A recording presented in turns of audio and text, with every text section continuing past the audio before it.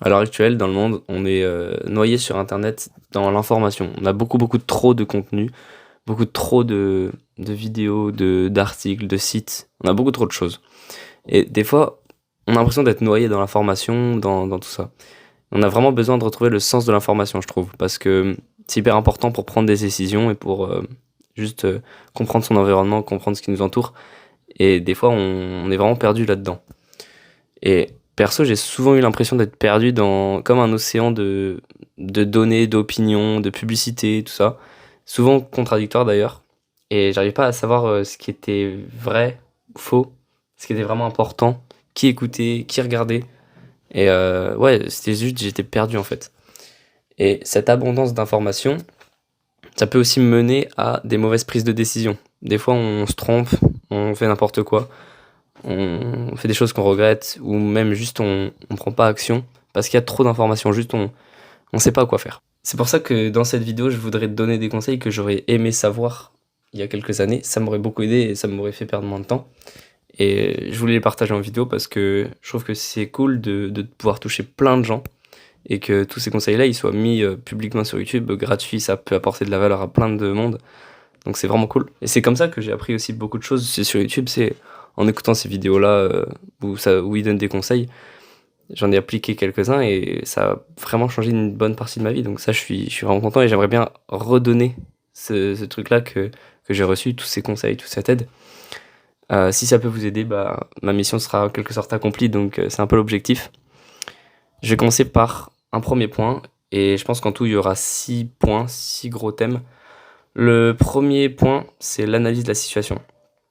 C'est hyper important au début parce que ça te permet de savoir qui tu es, dans quel environnement tu te trouves, avec qui tu traînes, enfin qui tu fréquentes, et de voir un peu la situation dans son ensemble, dans sa globalité, à l'échelle macro. Ensuite, il y a où tu veux aller, ce qui est ton objectif. Ça peut être par exemple, je voudrais avoir tel physique à la salle, je voudrais ressembler à ce mec-là.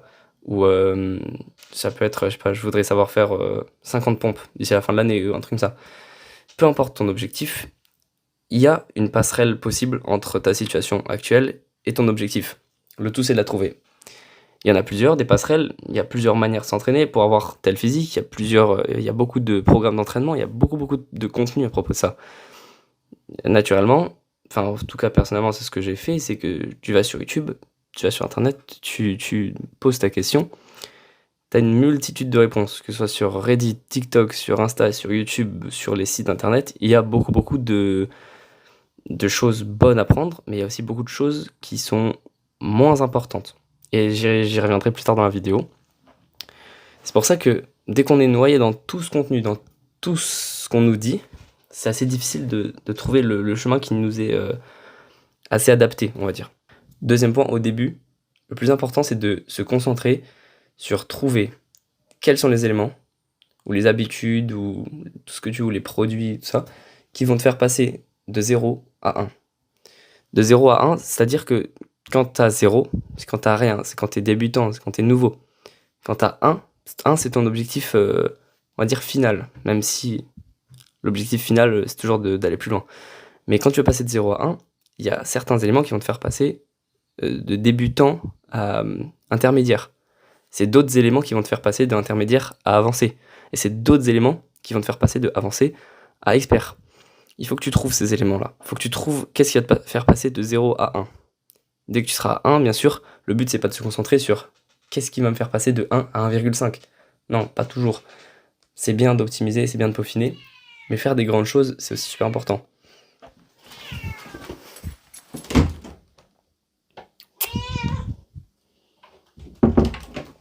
C'est pour ça que je vous conseille de vous concentrer sur ce qui va vous faire passer de 0 à 1. Quel est l'élément, quelle est l'habitude que je peux mettre en place, quel est le process que je peux mettre en place qui va me faire x10 sur ma situation, sur mon avancement vers mon objectif, tout ça. Ensuite, il y a un concept qu'on peut lier à ce concept de se focus sur ce qui va me faire passer de 0 à 1. C'est un autre concept qui est tiré plutôt du business, de l'entrepreneuriat, c'est le MVP. C'est le minimum viable product. C'est le produit minimum viable, c'est qu'est-ce que tu peux mettre en place comme produit ou comme service qui va être la base qui fonctionne, qui est par exemple achetable. Tu vas faire un produit qui est achetable, qui marche quoi. Mais il faut pas passer trop de temps dans les détails, il faut pas passer trop de temps sur se concentrer sur les petits détails, tout ça. Il faut vraiment faire le produit le plus simple possible, fonctionnel et qui peut être vendu, mis sur le marché. Une fois que tu as créé ce produit, tu vas te concentrer sur l'améliorer. Et bah c'est pareil avec les décisions. Il faut vraiment trouver ton MVP, ton produit minimum viable pour les décisions. C'est un peu différent puisque un produit c'est pas une décision. Mais quand tu veux trouver cette bonne décision, il faut que tu trouves l'habitude, par exemple, minimum, qui va vraiment faire la différence. Et après, par la suite, tu peux l'améliorer, rajouter un peu plus de complexité ou de la personnaliser un peu plus. Par exemple, on prend l'exemple de la muscu. Quand tu veux t'inscrire à la salle, t'as tellement de programmes, t'as tellement de trucs que t'es noyé. Qu'est-ce que tu dois faire? Tu vas à la salle, tu vois toutes les machines, tu vois tous les gens faire les exos, tu vois tous les haltères, tous les trucs comme ça. Il y a beaucoup de choses, en effet. Et le but, c'est de commencer par quelque part, peu importe où tu commences. Tu vas commencer sur une machine, sur un exo, tu vas te dire, ok, je le fais comme ça, je mets léger, je fais vraiment le minimum, tu vois, je fais quelques répétitions, je sais pas ce que je fais, je sais pas quel tempo je fais, je mets le poids léger, je sais même pas qu'il faut ressentir le muscle, tout ça, mais tu fais. Ensuite, tu te dis, bon, c'était pas ouf, qu'est-ce que je peux faire? Là, tu te renseignes, là, tu apprends. Là, tu te dis, bon, j'ai rien ressenti, comment je fais pour ressentir? Ensuite, tu te dis, bon, j'ai pas de force, comment je fais pour avoir de la force? Tous ces trucs qui se stackent, qui s'accumulent, vont faire que tu vas prendre en expérience, en force, en technique. Et une fois que tu auras tout ça, en fait, tu vas progresser beaucoup plus rapidement. Donc, chope ton MVP, trouve-le. C'est assez simple, franchement. Tu prends un truc, une habitude, tu prends le minimum. Par exemple, si tu veux commencer euh, à faire des vidéos, le plus simple, c'est que tu te filmes là, maintenant. Là, maintenant, tu coupes la vidéo, tu te casses, tu vas filmer. Tu te filmes. Même 10 secondes, 20 secondes, tout ce que tu veux. Tu parles de ce que tu veux. Tu peux même allumer la caméra, tu te dis, bon, je sais pas pourquoi je fais cette vidéo, hein, tu fais tout ça. Moi, j'ai fait au tout début. Et soit tu la gardes pour toi, soit tu la postes si tu veux. Mais au moins, tu as fait cette vidéo et tu peux t'identifier en tant que quelqu'un qui fait des vidéos. Maintenant, t'as plus qu'à en faire d'autres. T'as plus qu'à te dire, bon, elle est nulle, il n'y a pas de sujet. Qu'est-ce que je fais? J'améliore. Tu vas trouver des sujets qui te tiennent à cœur. Tu vas en parler. Tu vas t'améliorer sur, je sais pas, la lumière, le cadrage, tous ces trucs-là. Tu vas peaufiner après. Mais le plus important, c'est de se lancer d'abord, de faire un truc. Par la suite, tu l'améliores. Par la suite, tu vas peaufiner les détails. Et c'est pas, le but, c'est pas de se préparer au mieux pour faire ta vidéo, ta première vidéo. Le but, c'est vraiment de faire ta première vidéo, peu importe comment tu l'as fait. Tu te dis, bon, et qu'est-ce qui va pas? Tu l'envoies peut-être à certains potes, tu dis, bon, les gars, donnez-moi votre avis, dites-moi ce que vous en pensez, qu'est-ce qui va pas? Soyez critiques. Et là, ils vont te dire leur avis. Et tu vas te dire, ok, et il y a beaucoup de choses qui vont pas, ça veut dire qu'il y a beaucoup de travail. Et là, bah, c'est là, t'as plus qu'à faire le travail, t'as plus qu'à t'améliorer, t'as plus qu'à faire la prochaine vidéo, améliorer un max de points. Tu verras que tu vas vite progresser.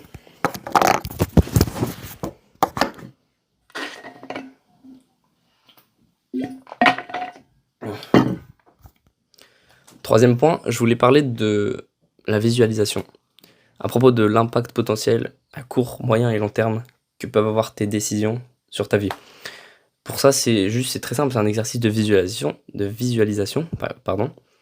Tu vas réfléchir à quel impact ta décision va avoir dans 3 heures, 3 jours, 3 mois, 3 ans. Et là, tu vas te rendre compte de est-ce que ta décision vaut vraiment la peine d'être prise? Si jamais elle vaut la peine d'être prise, d'être réfléchie, tu vas te dire, bon, dans le cas A, tu vas avoir un impact assez fort dans les 3 prochaines heures, mais au bout de 3 jours, plus grand chose. Tandis que dans le cas numéro B, par exemple, tu n'auras pas d'impact sur 3 heures, tu n'auras pas d'impact sur 3 jours. Sur 3 mois, ça commence, tu as des petits impacts qui arrivent. Et sur 3 ans, par contre, tu as une énorme conséquence qui arrive. Donc, c'est là où tu peux te dire, bon, quel cas je vais favoriser par rapport à l'autre. Tout dépend si c'est des externalités négatives, si c'est un impact négatif, le but c'est de peser le pour et le contre aussi. Ensuite, il y a un autre point numéro 4, qui est le tableau de priorisation. Ça peut être cool si jamais l'exercice de visualisation n'a pas vraiment porté ses fruits. Le tableau de priorisation, c'est plus quelque chose qui rentre dans l'ordre des process et des habitudes que tu mets en place. Qu'est-ce que c'est un tableau de priorisation? C'est un tableau à double entrée, donc il y a 2 lignes et 2 colonnes. T'as la ligne important, pas important. T'as la ligne urgent, pas urgent. Et ça fait que ça se croise en fait. Dans la case urgent et important, tu vas mettre les tâches les plus urgentes et plus importantes, logique. Et donc, dans la case d'en dessous, ça va être les tâches qui sont importantes, c'est-à-dire il faut les faire, quoi, mais elles sont pas urgentes. Tu dois pas les faire avant ce soir, tu dois pas les faire là maintenant dans l'immédiat. Après, tu as les tâches qui sont urgentes, mais pas importantes. Donc ce tableau de priorisation, il va te permettre de mieux comprendre est-ce que telle chose est plus importante que telle chose, ou est-ce que c'est plus urgent que telle chose. Ça va te permettre de vraiment te dire, bon, bah ça, je dois le faire maintenant, tout de suite. Et au contraire, ça peut attendre, je le garde dans le coin de ma tête, mais je dois quand même y penser. Après, tu as des choses qui sont pas importantes, pas urgentes, ça, soit tu les délègues, soit tu les supprimes, ou le but, c'est de pas trop prendre du temps là-dessus. Point numéro 5, c'est la simplicité et la clé. J'ai mis ce titre parce que pour moi, la simplicité, c'est ultra important et on a beaucoup trop de complexité dans notre vie, on se prend trop la tête pour des trucs qui sont pas importants au final. Et le but, c'est vraiment d'éliminer la complexité, ou du moins de la réduire au max, et vraiment se concentrer sur l'essentiel, qu'est-ce qui est important, et seulement avoir ça à l'esprit. Par exemple, ça peut être dans ton environnement, tu vas, je sais pas, ranger ta chambre. Tu vas simplifier ton environnement, tout bêtement, tu vois. Après, ça peut être dans tes relations sociales. Est-ce que tu vas vouloir garder un max de gens en contact? Est-ce que tu vas vouloir parler à tout le monde tout le temps, tu vois? Ça, c'est trop complexe, il y a trop de gens, trop de relations, trop de trucs. Le but, c'est de garder son entourage simple, proche, efficace, et d'avoir des discussions importantes qui vont apporter de la valeur aux deux. Ça, c'est un bon environnement, un bon cercle social, parce que c'est simple, et ça fait le taf. Et on n'a pas besoin de rester en contact avec 36 000 personnes, de tout le temps envoyer des messages, des snaps, des flammes, des trucs comme ça. Ça, c'est trop complexe, il y a trop de bruit, trop de choses qui sont en plus souvent très très peu importantes. Dernier point, point 6 du coup, c'est la flexibilité. Pour moi, c'est important de savoir changer d'avis très rapidement quand on s'est trompé, parce que ça évite d'avancer longtemps dans la mauvaise direction, tout simplement. Parce que si tu te trompes et que tu continues à avancer, en fait, bah, tu vas t'éloigner de ton objectif, de ta direction. Le but, c'est de quand même être assez convaincu de ses convictions. Pour autant, ça n'empêche pas le fait qu'il faut rester flexible et de pouvoir changer de décision, changer de point de vue assez facilement. Parce que quand tu te trompes et que tu es convaincu d'avoir raison, ça peut être très fatal. Ça peut vraiment faire des gros dégâts. Et je pense que vous avez déjà expérimenté des situations comme ça où tu penses avoir raison, au final tu as tort. Et en fait, tu es tellement convaincu d'avoir raison que ça a pu faire des dégâts, ça a eu le temps de faire des dégâts malheureusement. Et ça arrive plus souvent qu'on ne le pense. Et dernier point, c'est pas vraiment une étape ou je sais pas quoi, mais c'est ultra important. C'est vraiment le plus important. Si vous devez retenir une seule chose de cette putain de vidéo, c'est d'agir. C'est vraiment d'agir là maintenant. Là, tout de suite. Donc dès que il y a un conseil que vous recevez, il y a une habitude dont vous entendez parler, genre là, cette vidéo, retournez en arrière dans la vidéo, allez choper un conseil ou une phrase que j'ai dit ou un truc comme ça. Essayez de l'appliquer. Voyez si ça marche. Testez. Le but, c'est vraiment d'agir le plus rapidement possible. Faut trouver son MVP, son minimum viable product, le plus rapidement possible, parce que c'est ça qui va vous permettre de tester et de peaufiner, d'améliorer par la suite. Et si vous commencez jamais, si vous commencez pas, il y aura rien. Il y aura tout simplement rien. Donc le but, c'est vraiment d'agir. Et à la suite de cette vidéo, prenez action, faites quelque chose. Limite, quittez YouTube, allez vraiment faire quelque chose. Quelque chose que vous devez faire. Faites-le. Parce que vous savez que vous devrez le faire. Autant le faire maintenant. C'est vraiment le point ultime, c'est vraiment d'agir.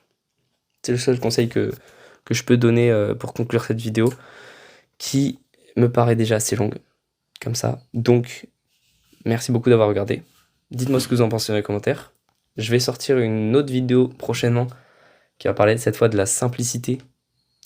Ça va s'appeler l'art de la simplicité. Guettez la dinguerie que ça va être. Ça va être génial, parce que la simplicité, c'est trop puissant, mais je voudrais en faire une vidéo dédiée à ça. Parce que pour moi, c'est un concept qui rejoint aussi le minimalisme. Mais le minimalisme, ça a des valeurs très intéressantes, je trouve, parce que tu vas vraiment te concentrer sur l'essentiel, sur qu'est-ce qui est vraiment important pour toi, pour tes proches, tout ça. Et c'est pas en restant dans le bruit, c'est pas en restant dans tous ces trucs-là que on va progresser. Je pense qu'il faut vraiment faire une sorte de ménage et de trier qu'est-ce qui est important pour nous, qu'est-ce qui n'est pas, se concentrer sur ce qui est important pour nous, avant de se concentrer sur ce qui ne l'est pas. Encore une fois, merci d'avoir regardé cette vidéo. Je suis vraiment content de me mettre à faire des vidéos de ce style-là. C'est assez compliqué parce que des fois je bégaye, des fois je dis un truc de merde, et en fait ça me nique ma phrase. Donc je dois tout recommencer depuis le début. Et quand tu rates ta phrase, t'es déstabilisé, du coup t'es en mode ok, merde. Quand tu recommences, t'es plus susceptible à faire d'autres erreurs. Et là j'ai beaucoup de moments où j'ai dû cut. Ça vous l'avez pas vu. Mais c'est vrai que quand tu fais le montage, tu te rends compte que j'ai fait beaucoup de gaffes. Et c'est normal, c'est le début et ça fait partie du process. Et c'est cool.